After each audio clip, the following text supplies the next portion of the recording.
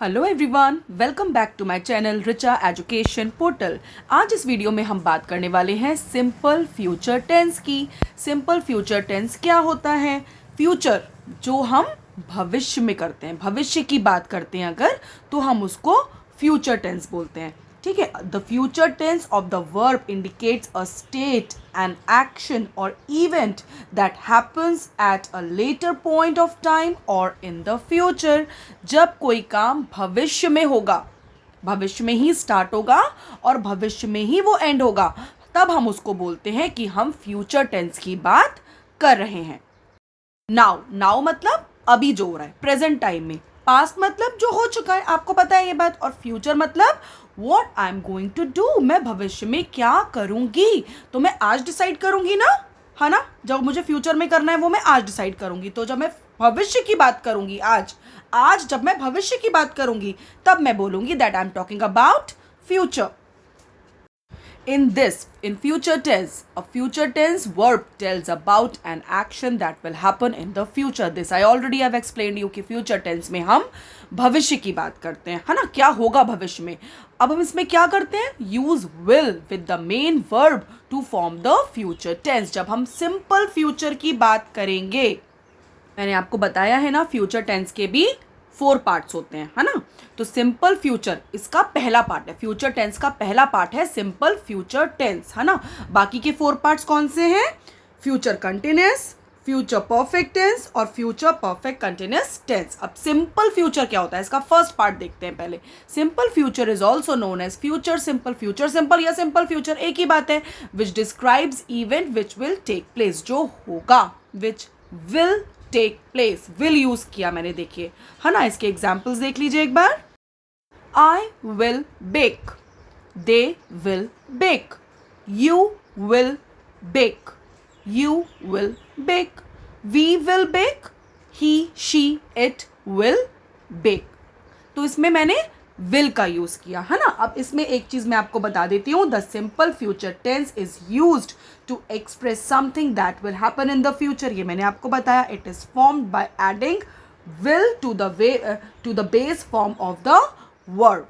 ठीक है, अब विल क्यों यूज किया हमने, शैल क्यों नहीं यूज किया? शैल और विल दोनों ही एक बात है। दोनों अगर आप यूज कर रहे हैं, अगर आप मतलब विल की जगह शैल यूज कर रहे हैं, तब भी गलत नहीं है। लेकिन shall is mostly used with the subjects in the first person. However, it is an old fashioned use, and nowadays will is used with all the 3 persons of the subject. shall हम, अब ये old fashion हो गया, ठीक है। shall नहीं, हम तीनों ही persons के साथ, first person, second person, third person, तीनों ही persons के साथ हम will ही use करते हैं। This is the new way. Nowadays we use will not shall, इसलिए हम mostly will ही use करेंगे। ठीक है, चलिए एक एक्सरसाइज कर लेते हैं साथ में ऑफ सिंपल फ्यूचर टेंस, जिससे कि कॉन्सेप्ट आपका और क्लियर हो जाएगा।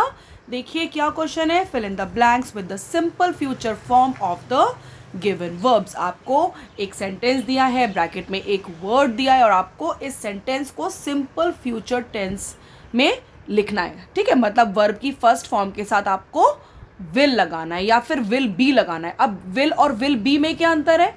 अब देखो, विल बी हम वहाँ यूज़ करेंगे, विल के साथ बी लगाएंगे जब हमको स्पेसिफिक टाइम नहीं पता होगा। ठीक है, एक्यूरेट टाइम नहीं पता होगा। Otherwise simply we will use will only. ठीक है, फर्स्ट सेंटेंस देखिए, आई डैश पास्ता टुडे। तो क्या आएगा? I will cook pasta today. ठीक, my grandfather dash me to a museum on Friday. तो क्या आएगा? Yes, my grandfather will take, will के साथ वर्ब का फर्स्ट फॉर्म लगाएंगे, will take me to a museum on Friday. It dash in some time, it will rain in some time. कुछ ही देर में होगी, हमको पता है। It will rain in some time. Seema dash a cake for her sister, in bracket they have given bake. तो क्या आएगा? Very good, Seema will bake a cake for her sister. The tailor dash my clothes. क्या आएगा? The tailor will sew my clothes. We dash not dash the streets. Bracket में लिखा है litter. तो क्या आएगा? Yes, we will not litter the streets. We will not litter the streets. अब हमको पता है ये एक नेगेटिव सेंटेंस है ना, क्योंकि नॉट आ गया. नेक्स्ट देखते हैं. My aunt dash me on Sunday. My aunt will visit me on Sunday. Will visit. Yes. Next.